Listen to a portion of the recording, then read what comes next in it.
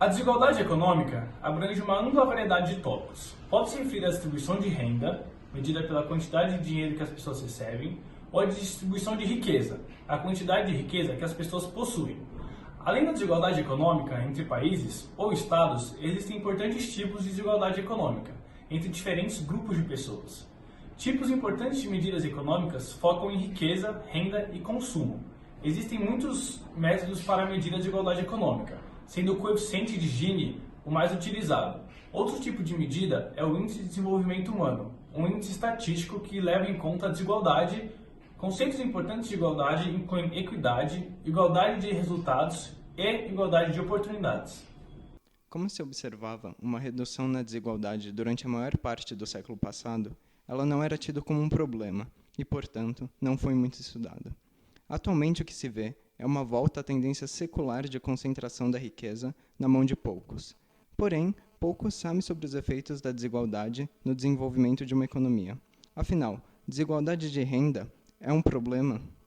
Apesar de parecer óbvia a resposta, a maior parte dos estudos sobre o tema feitos no século XX consideram natural e até desejável que haja um aumento na desigualdade em alguns estágios do desenvolvimento econômico.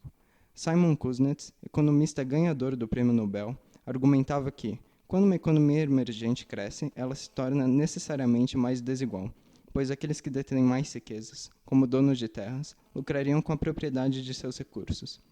Conforme essa economia se desenvolve e se industrializa, uma parcela maior da população teria acesso a um emprego de maior valor agregado, o que resultaria em uma redução na desigualdade. Recentemente, algumas pesquisas que relacionam o desenvolvimento à desigualdade têm sugerido o contrário. Uma pesquisa publicada pelo FMI em abril de 2014 concluiu o oposto do que Kuznets dizia. A curto prazo, a desigualdade não surtiria grandes efeitos, mas a longo prazo implicaria em consequências perversas. Uma das medidas que podem melhorar o problema é promover a equidade sem prejudicar o desenvolvimento econômico, seria dar foco maior ao imposto sobre renda, em detrimento dos impostos sobre consumo, que por incidir mais sobre os pobres, tende a agravar o problema. Outra sugestão seria aumentar a qualidade da educação brasileira. Políticas públicas como conceder maior responsabilidade para as escolas, dar auxílio a estudantes com risco de evasão escolar e capacitar melhor os professores seriam políticas que melhorariam o capital humano do sistema educacional brasileiro.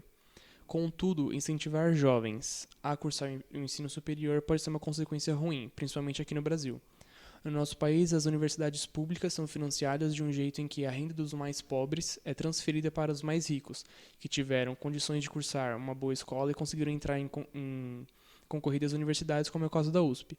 Portanto, para contornar esse problema, seria válido implementar um sistema de bolsas de estudo para aqueles que não conseguiriam arcar com os custos da universidade e cobrar a mensalidade daqueles que podem contribuir na arrecadação.